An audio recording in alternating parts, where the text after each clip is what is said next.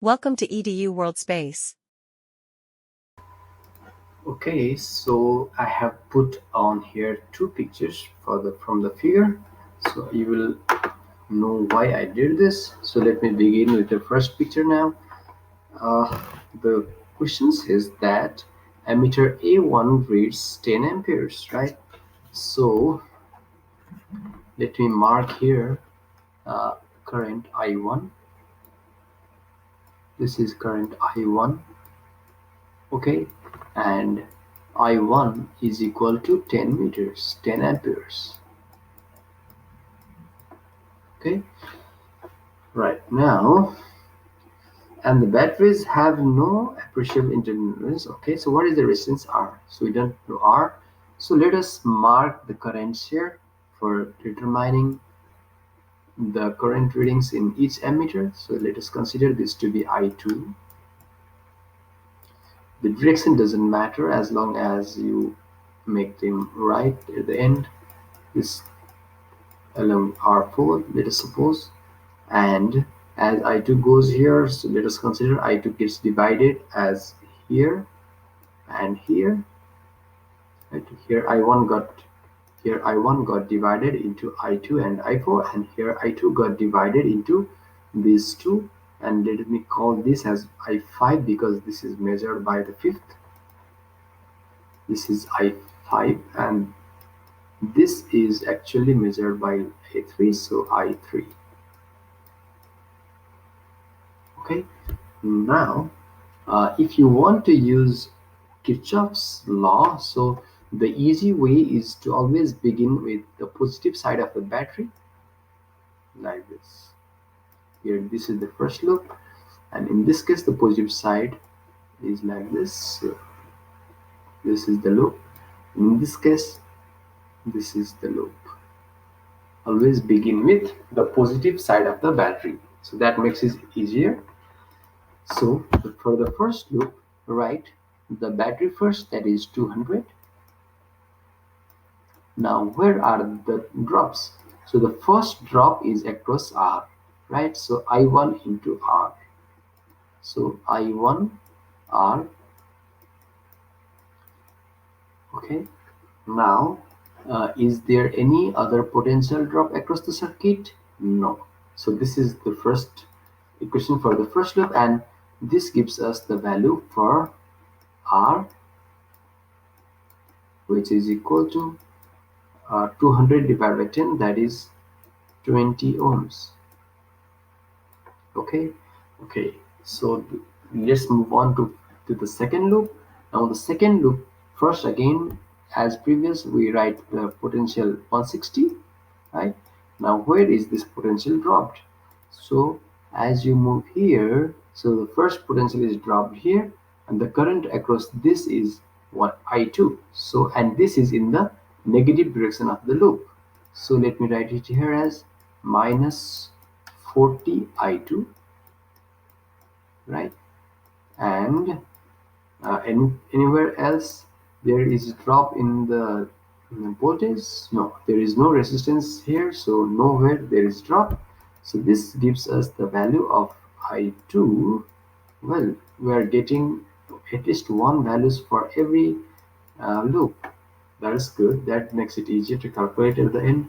So I2 equal to minus 4 ohm. So this actually means that the direction that we supposed of I2 is actually the opposite, right? So actually I2 flows this way, right? This way. The arrows would have been the other way. Okay, we can later. That is what I wanted in the second figure.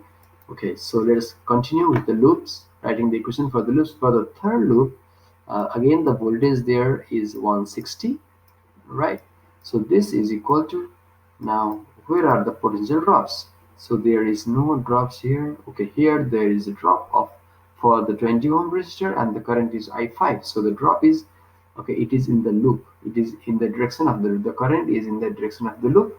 So plus 20 I5, so 20 I5, right?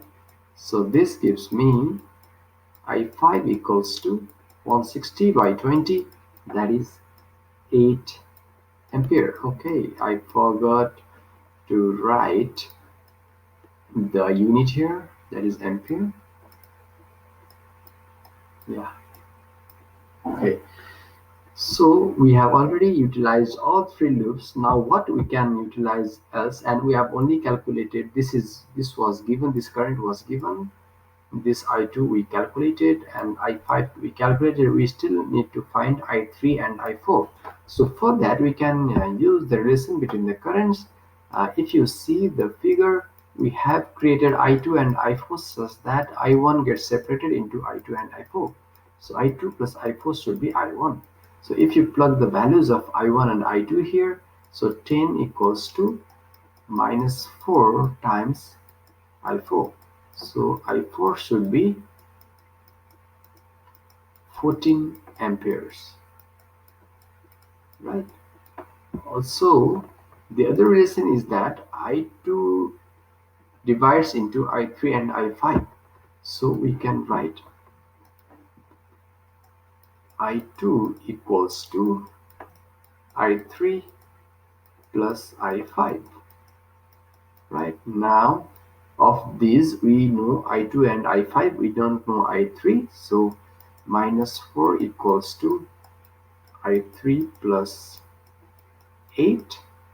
So this gives me I3 equals to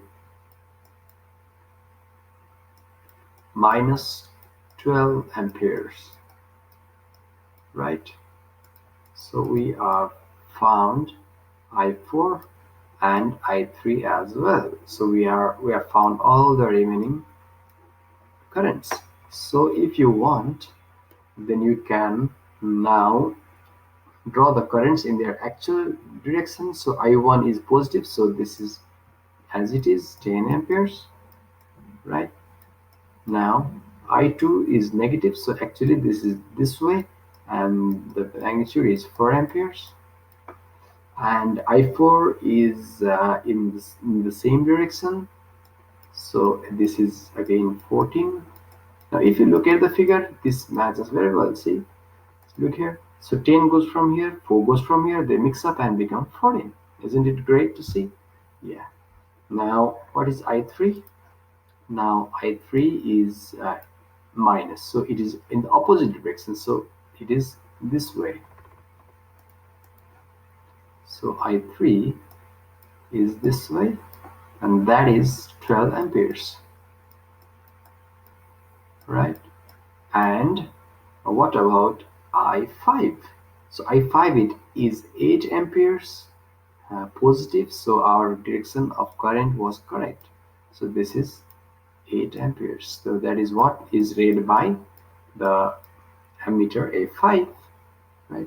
So we are done with the solution of this question. Thank you for watching.